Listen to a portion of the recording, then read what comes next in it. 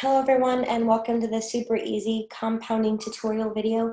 This is just meant to be a super short and effective way to show you how to use these worksheets to compound your account, whether you're doing it in a high risk fashion or a kind of slow and steady fashion. So as you guys know, this has been posted on the website as well as in the Telegram chat, and of course in our Google Drive document that is in the group. So you'll have many ways to access this exact same sheet. I'd like you guys to print one up, and that will be the PDF version. And of course, you will have access to editing, anything you want via the Excel version, only because Excel kind of converts better than numbers and Google Spreadsheets. So you all should be able to access this in one format or another. As you guys can see, this is a lot simpler one than my previous edition. It's just meant to, go over everything you need to know. So we have two different sheets here. We have our six-figure compounding sheet, kind of what I called it, and our safe compounding sheet. This is kind of the thing you're going to want to stick with as you're learning to trade on your own. Most traders stick with anywhere from 1 to 3%. As you know your accuracy ratios, you're more than welcome to go 5 to 10%. But definitely start with a very small account size, maybe a couple $100 at the most, and stick to less than 10% if you're new, if you're looking for just that safe, retirement account, if you're looking for a way to steadily increase your income and or replace your day job. This would be a very safe way to do it because you can withstand losses, you can handle drawdown, and there's not a lot of, over leveraging in this plan. So again, rules on the side, you guys can read those, so I'm not going to go over every single one of them. I want this video to be super short.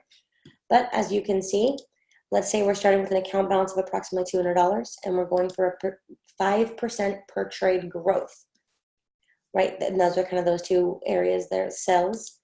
Over here, we have our take profit. These are just kind of for example purposes. Your account or your strategy might have different take profits. The signals we send out might have different take profits. So this is just for your reference. As you guys can see, our first trade, we're going to be using a lot size of about a 0.04 with the purpose of closing out that trade with $10 or more. If we're going for 25 pips, if we're going for 55 pips, we're going to be entering in at a 0.02 with the purpose of, again, closing out with $10 in profit or more for 5% growth on a $200 account. Keep in mind that these are kind of very fluid numbers, primarily because every pair trades differently in terms of the value per pip, also because of spreads, fees, commissions, and about a billion other things. So this is mostly for reference. The concept is just to continue growing. You can use a pip calculator to get a more accurate lot size, provided that each trade you take, you are going to be increasing the lot size. So the rest is very self-explanatory. The key, though, is, guys, if you take a loss, or for example, maybe traded a pair that was worth less than $10 per pip, like a Euro NZD, for example, then let's say your account size is not yet at 395. You don't want to jump ahead to this lot size. Okay, I know it's not that much different on this safe sheet as opposed to the six-figure sheet, but needless to say, you really don't want to be over leveraging and messing up the margin, the free margin in your account. So for example, if your account size is $380, you are not going to go to this, this row here in terms of pip goals. You are not going to use these lot size.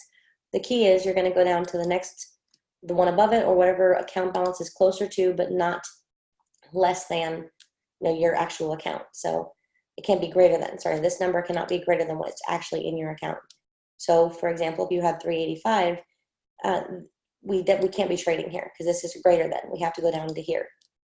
So to stay in that, we'd be doing a 0.07 for 25 pips, 0.05 or 0.03 based off of whatever your pip goal was.